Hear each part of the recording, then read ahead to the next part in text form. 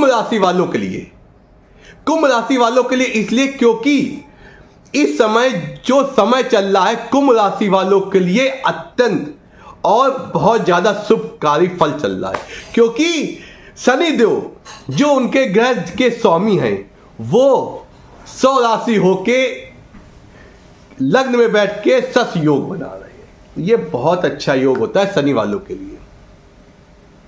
लेकिन तब भी आपको कुछ सफलताएं नहीं मिल रही हैं, चीजें आके रुक जा रही हैं, काम बनते बनते बिगड़ जाते हैं। आप क्या करें, हताश हो रहे हैं, राशिफल देखते हैं लेकिन वो सफलताएं नहीं मिल रही हैं, तो वो कैसे मिलेंगी? आज मैं उसके लिए एक आसान और अचूक उपाय बताऊंगा। ये 100% सत्य है, जिसने भी किया उसने सफलता पाई, बशर्ते उसको पूर्ण भाव, पूर्ण शक्ति, पूर्ण श्रद्धा भाव से करना है और अपने मन में यह मनन करना है, प्रभु अब आप ही के सहारे हैं, आप ये समस्या हमारी दूर करोगे। वो उपाय क्या है? बहुत ही अत्यंत और अच्छा उपाय। उसके पहले जो मित्र आज नए जुड़े हैं वो चैनल को सब्सक्राइब कर दें और बेल आइकन दबाना ना भूलें।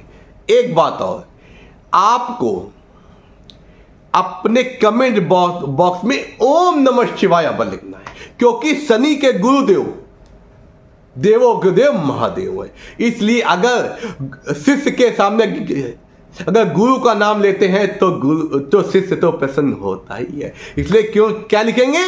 ओम नमः शिवाय। आइए चलते हैं, आप कुछ पहले बात करते हैं कि इस समय जो कुंभ राशि वालों के लिए, उनके लिए क्या ग्रह गोचर चल रहे हैं। कुंभ राशि वालों के लिए सबसे सर्वप्रथम क्या है कि आपका शारीरिक रूप से स्वस्थ होंगे, लेकिन शनि वक्री चल रहे हैं तो कुछ निगेटिविटी आ सकती है, उतावलापन आ सकता है, एग्रेशन हो सकता है।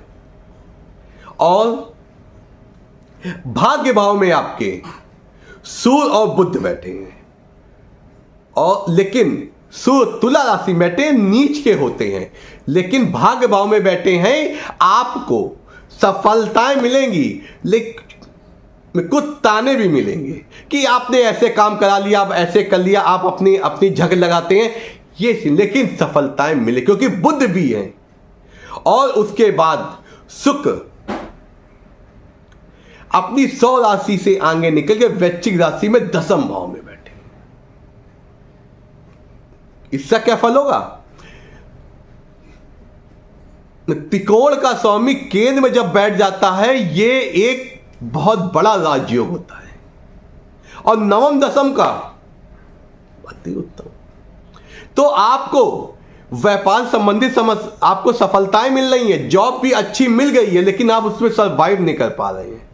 अगर ऐसा कुछ कंडीशन हो रही है तो ये जो उपाय मैं आज आपको बताऊंगा ये आपको 100% सत्य हो है और आसानी से किया जाने वाला है, बशर्ते आपको कुछ चीजों का ध्यान रखना है। वो इसलिए ध्यान रखना है क्योंकि आप किसी को भोग देंगे तो अगर उसमें आप पूर्ण श्रद्धा भाव से करना है। मैं ये बात इसलिए कह रहा हूं क्योंकि ये एक उपाय है आपके जीवन को बदलने वाला है।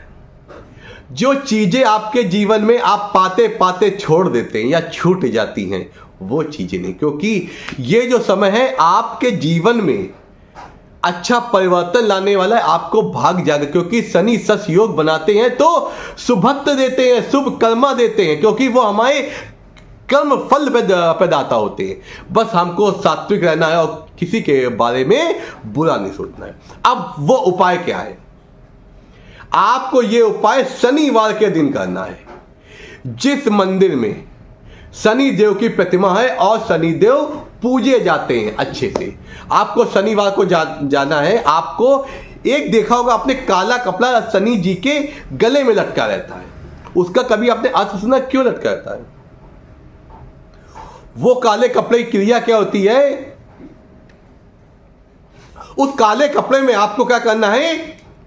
दोनों ओर जैगरी गुड़, देसी गुड़ जो होता है, उस गुड़ को दोनों ओर बांध देना है। बांध के वो काला कपड़ा शनि देव को अर्पण करना है।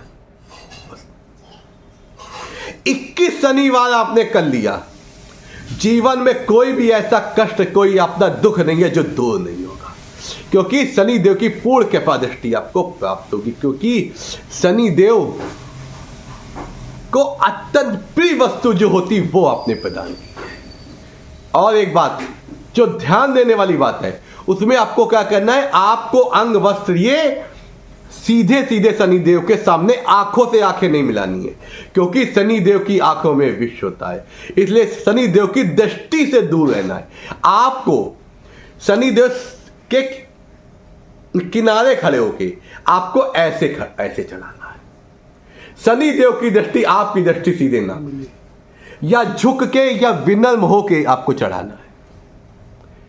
शनि की दृष्टि से दूर रहना है।